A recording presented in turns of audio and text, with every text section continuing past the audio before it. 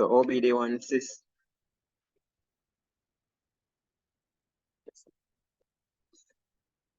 So OBD1 system may require a separate power card connection to the battery or cigarette lighter. Right.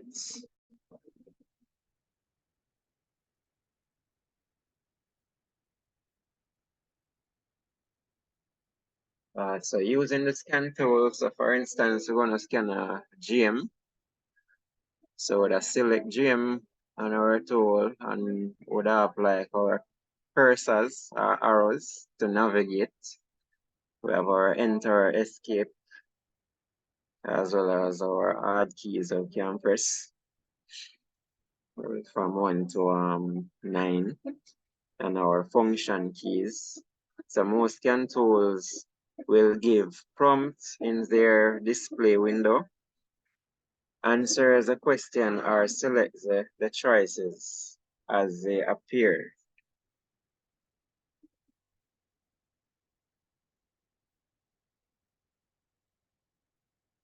All right, so some scan tool can actually enter the VIN number, or if not, the tool itself can detect the VIN number.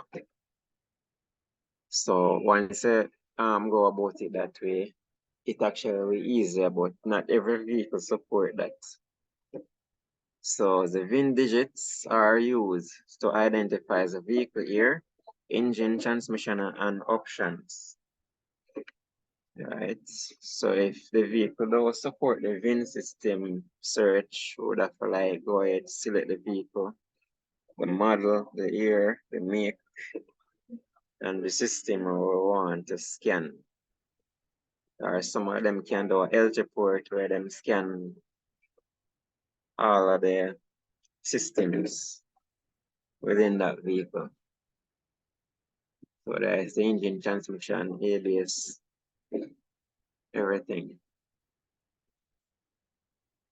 So here them say scan 2 steps. So we have the menu, then select code function from main menu. So we can do an auto code read, right?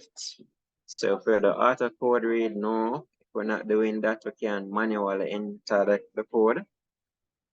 And so yes, if we select yes, we can go to activate vehicle code output. If no, we use other test function, right? So for instance, we say yes, we activate the vehicle code output.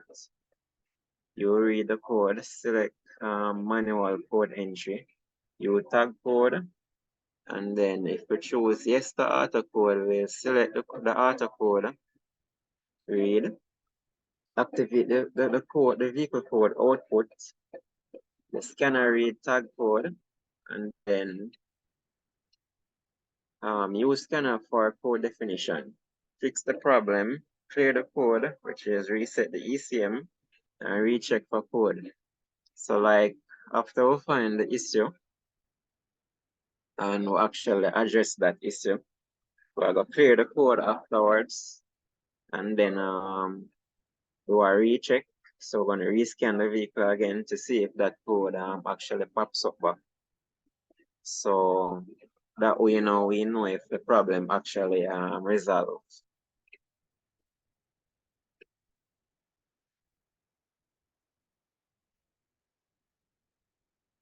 So scan tool is showing normal voltage range and which wire probe for voltage. So test ECT, pull and temp. So actually some scan tool can give actually tips as to so if it shows, say for instance for this one, it say through the cool and temp sensor. So it probably said it have a faulty cool and temp sensor. The scan tool actually can give you the tips. And not all scan tool is like that, but this one in particular that is here now can actually give you tips as into how to check the sensor.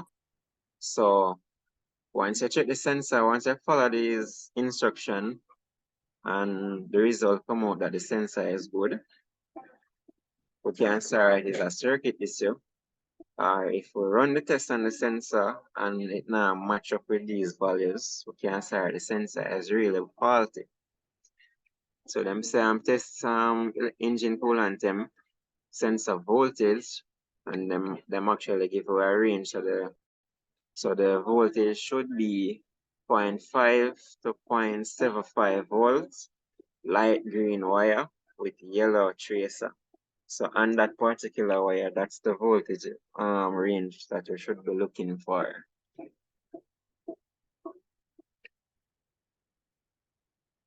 All right, and we have our next one here for the TPS at idle. So the TPS at idle, they are saying it should be 0.7 to 0.9 volts.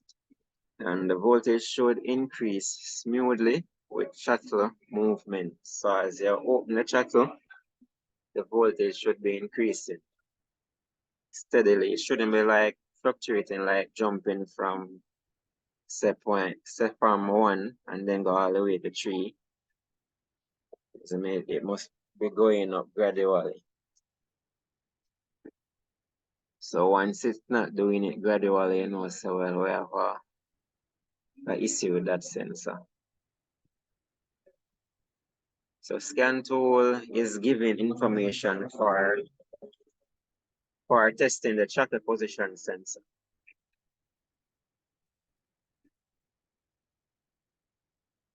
And with most TPS at wide open shuttle, you will get like 4.5 volts.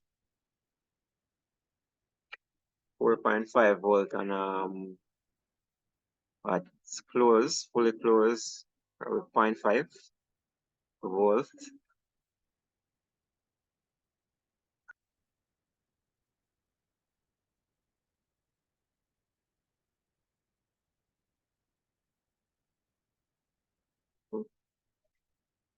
So voltage over 0.75 may indicate thermostat stuck. Under 0.5 volts may indicate overheating. Service sensors. Yes.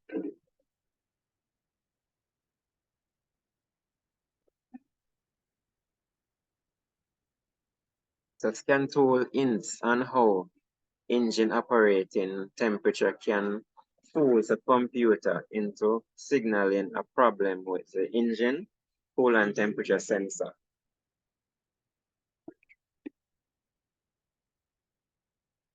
Right.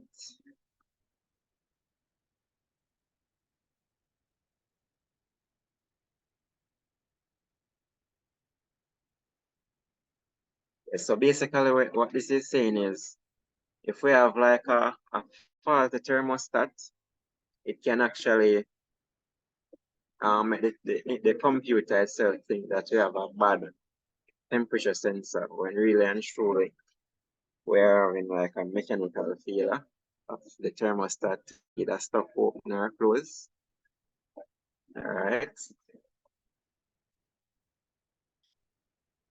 Yeah, so a stop open thermostat, as what them say, the voltage may be over 0.75, which may indicate thermostat stop open, and under 0.5 indicates overheating. So the overheating as the sensor probably will be reading is not normally can be a sensor issue. It can be the thermostat, it can be the fan not working, it can be like low coolant and so forth. And the water pump too. And a water pump as well. Right? And it can be a blown head gasket. Right? So a lot of things can cause it. But the computer may not be able to pick up those. So it just a go blame the messenger, which is a sensor. Right? So repairing the problem always correct Always correct the cause of the lowest number diagnostic trouble code first and recheck for code. Fixing the cause of the lowest code may clear other codes. So what I must say here is you can have one problem with a system and then it trigger other codes. So it trigger other codes. What it basically says you focus on that key code, which is the main one. So once you fix that problem, chances are when you do a erase, the others may just go away. Basically, that main one is the one that is causing that, triggering the others. So sometimes we scan the vehicle and we see a series of code, but really and truly, just one of them is the cause of the problem. And sometimes in most cases, the one that is at the top, like when you scan, that one at the top, sometimes is the main culprit. But not in all cases. We have to just know the symptoms, some we are deep or we are experienced with the vehicle, and then make a determination as to which of the code may be the main culprit. The trouble codes do not always mean that a certain component or sensor is bad, as I was saying. Only that the circuit parameters have been exceeded.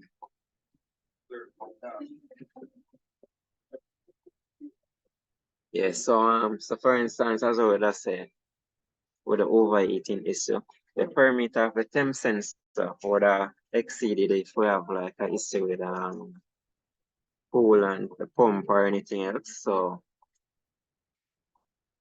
with most overheat, would I get like a temperature sensor issue, or would I get an overheat trouble code? So as I must say, the component or the sensor itself a necessary faulty, but it just exceed its parameter. So them say diagnostic trouble code identification DTC, OBD1, and earlier codes were different for each manufacturer. So you'd have one code mean different thing or have different definition as it varies with manufacturers.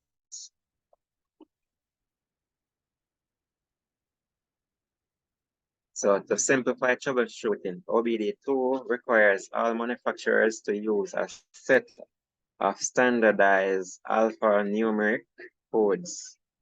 All right, so one set of code have the same meaning. We won't have one code having various meaning. So each generic trouble code identifies the same problem in all vehicles. All right. And this is how the type of codes.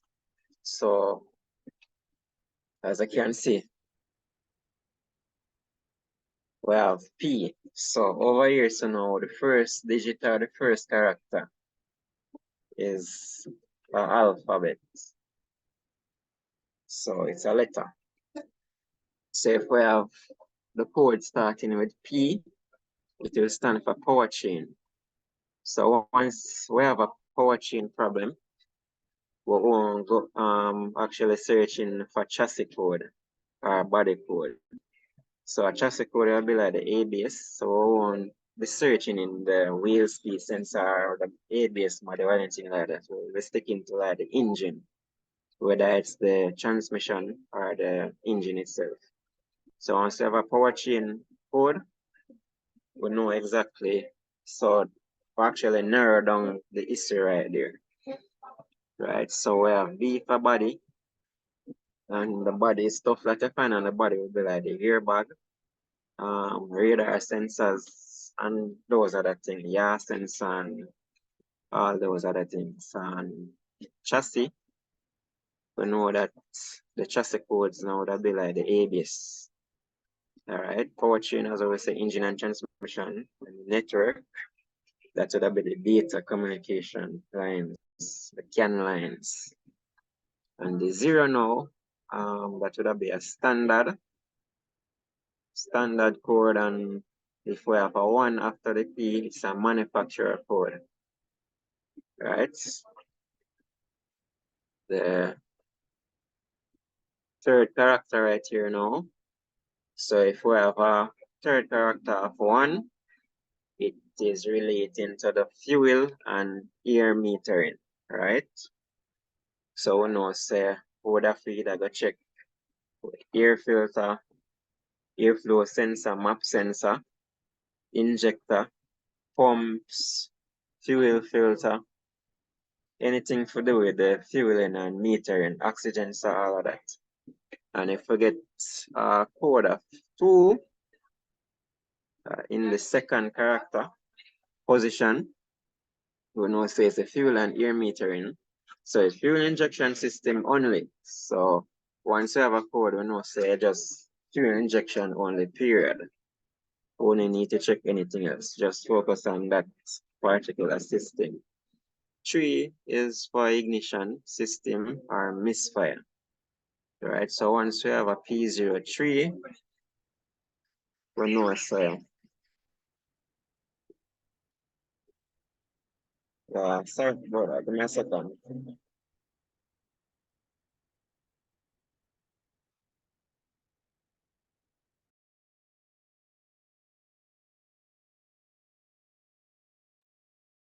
Yeah, so once we have 3 in the third position, it's ignition system or misfire. 4, auxiliary emission control. 5, vehicle speed idle control or auxiliary inputs. 6, computer and auxiliary output. 7, transmission. 8, transmission as well. 9 and 0, category to be determined. So so it will be good if you guys could actually screenshot this information right here, because this is actually how it is actually structured. So it will make your life easier. Once you scan a code, just the characters of the code can actually point you in a particular direction. So if I can screenshot this, screenshot it. All right.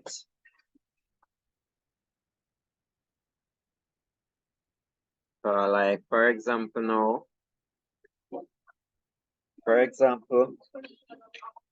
if we have a code, if we have a P0, if we have a P03 300, so if we have a P0 300 code, the 300 would have stand for misfire. And if we have P0301, the 01 or the character 1 means cylinder number 1 is misfiring. If we have a P0302, cylinder number 2, and if we have 3 is cylinder number 3, and if we have 4 is cylinder number 4. Right? So as I'm saying, I can screenshot this. These characters will actually help. Well,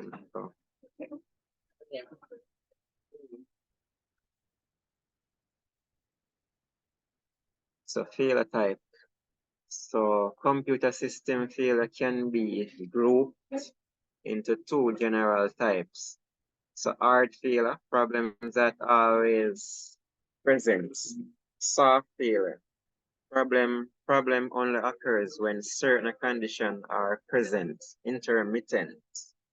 Soft failure codes will be stored in memory for 30 to 50 ignition or warm-up cycle. Right? So the hard failure, the check engine light I got stay on. Right? So it got always on. And the soft failure now, the problem may go on come. right? Problem may go and come. So after certain cycle, whether it want be, as what them say, 50 to 30 to 50 ignition cycle or warm-up cycle, will the code may just erase itself.